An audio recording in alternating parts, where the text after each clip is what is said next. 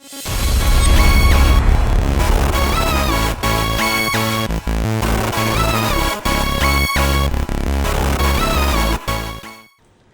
YouTube, Zyloc with Media Hindsight. The holidays are over. All of that craziness is behind us.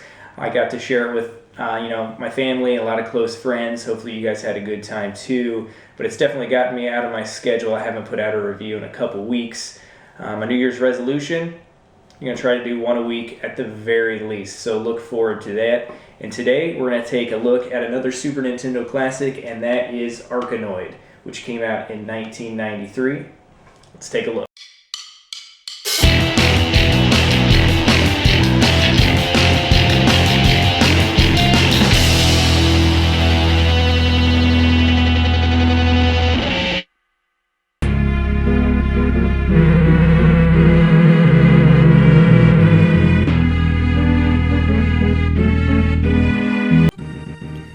Arkanoid is a very simple game at its core.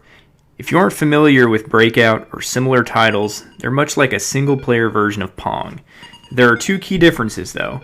First off, the playfield is presented vertically, with the player's paddle at the bottom of the screen as opposed to a paddle on both the left and right sides. Secondly, your objective is quite different. Your sole goal is not to score points against the opposing player, but to keep the ball in play as long as possible, but also use it to eliminate all colored blocks on each level. The ball will ricochet off the player's paddle, walls, and each block hit at a gradually faster pace as the player proceeds. Each level ends only when all blocks are eliminated. A simple concept indeed, but one that is ingenious and more satisfying than it sounds. Arkanoid feels more like a skill-based action game than the puzzle game it may originally present itself as, and there's nothing wrong with this. It strikes a nice balance for me, as I prefer my games more geared towards reflexes. Three unique game mechanics drive this feeling home for me. Power-ups have a chance to drop from destroyed blocks and can grant you a huge advantage. There are 9 in all, and they range from a large paddle to a ball that penetrates through multiple blocks. Arkanoid, you dirty. But in all seriousness, these power-ups change up the pace of the game and the player's strategies on a second-to-second basis.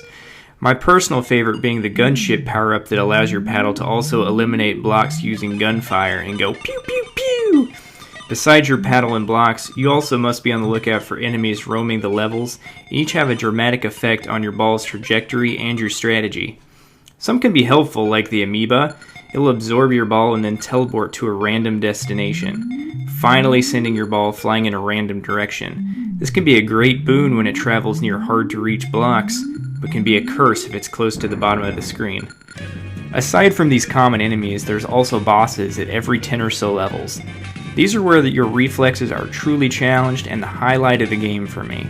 It's just you versus the boss, no blocks and no power-ups to save you. Your goal now is to repeatedly hit the boss's weak point while dodging their flurry of attacks. If they hit your paddle once, you must start the boss from the beginning. Each has 2 stages of attacks or more that you must learn on the fly, so expect a few cheap deaths. They're interesting enough to see through the end though. Speaking of deaths, you will have 3 to 7 lives per continue and have unlimited continues. When you restart, you're only taken back to the beginning of the current stage. This is great, as you won't find yourself having to replay earlier levels due to simple mistakes. A password system is also in place and is necessary with the 99 levels that Arkanoid brings to the table. There's a lot of game here, and once you get sick of single player, you can also play the game cooperatively with a friend and even explore the edit mode to create your own unique challenges.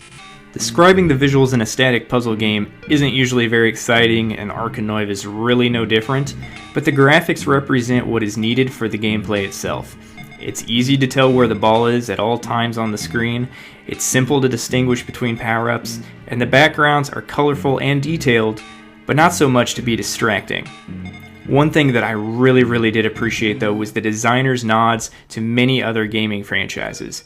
2 of my favorites were levels based around the slime from the Dragon Quest series and a Space Invader. That kind of stuff is awesome and always puts a smile on my face. The graphics are nothing mind-blowing, but it's a puzzle game, so as long as the game is easy to understand visually, then the developers did an admirable job. Arkanoid may be the first game that I've ever played that literally has no sound until you choose what mode you'll be playing. There's an opening video sequence with no sound, but just a little bit of story, and there's no audio cues when you're navigating the menu and selecting options. It was odd, and I thought my TV was muted every time I fired this title up. There's no music during each stage, only during level transitions. Arkanoid is a game that can be forgiven for this though, as weird as it sounds. If they used the same theme throughout, I'm sure it would have gotten old very quickly, but it's the melodic, almost classical feel of your own orchestrated music that's so interesting. Each different color block makes a different sound when impacted, and each has a keyboard note attached to it. So as your ball's eliminating bricks, it's almost composing its own masterpiece, if you will. It's hard to express the idea behind it, but I appreciate the developers trying to do something original in the audio department.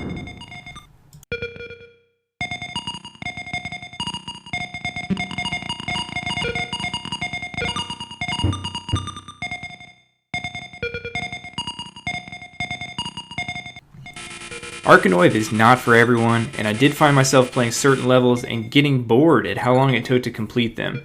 What kept me going was wanting to see what the next boss had in store for me. If you like the kind of gameplay that Arkanoid and its predecessor Breakout bring to the table, then Arkanoid is the cream of the crop. There's a ton of variation, plenty of levels to enjoy, and getting to enjoy it with a friend and challenging them to your own wicked creation to make the total experience just that much sweeter. And Arkanoid for me deserves an 80 out of 100. It's a solid package. There's lots of gameplay here. It's got its faults, but it's fun. You guys definitely need to try it out. And as always, I'm Zyloc with Media Hindsight, signing out.